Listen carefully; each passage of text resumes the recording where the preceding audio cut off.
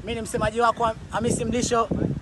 Hamisi Mlisho, nipo katika mtanange wa Damiso Cup na naletea matangazo live kabisa kutoka katika University ya Mwalimu Nyerere. Niko na mchezaji hapo maarufu sana ambaye ametokea kufanya maajabu makubwa sana ambao anajulikana kwa jina la Duke Abuya. Sasa tunamleta kwenu asema machache. Kipi amefanikisha? Kipi kilichomfanya afanye wonders? Maana jana hakuwepo katika mechi na mechi ilipoteza kwa mabao 3-2. Sasa tunamleta kwenu hapa ili aweze kuambia kipi kilichomfanya afunge magoli 5 peke yake. It is wonders now. Sasa tuona tumkaribishe. Kiongozi, naona umefanya vizuri sana katika mechi ya leo. Naona umeingia, umefanya wonders, sio kama mechi iliyopoteza kipindi cha nyuma, na umefunga magoli 5 peke yako. Kipi kilichokufanya ufanye vizuri katika hii mechi?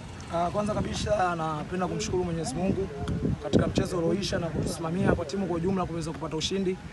Cha kwanza tulifuata maagizo ya kocha jinsi alivyokuwa anataka. Japokuwa tuliweza kutoka sare kipindi cha kwanza bao 1-1, lakini hatakuwa nyuma, tuliweza kuwa na nguvu zaidi tulivyorudi kipindi cha pili na kumsikiliza mwalimu alikuwa anataka nini katika kipindi cha pili, na tumeweza kufanikisha na kushinda magoli 6. Ni kipi mmewazidi? Au ni tekniki gani mmeingia nao ili kuwadhibiti wapinzani? Kikubwa kwenye mechi ya leo ilikuwa inahitajika ushindi. Ndio maana hata tulivyopoteza kwa bao la mapema hatakuwa nyuma, tulikuwa wengi kwenye safu ya ushambuliaji.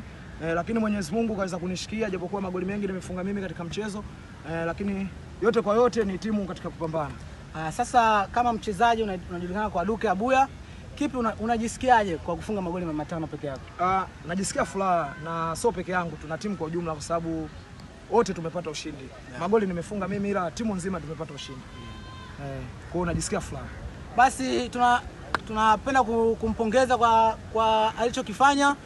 Asante sana. Shukrani sana. Asante sana.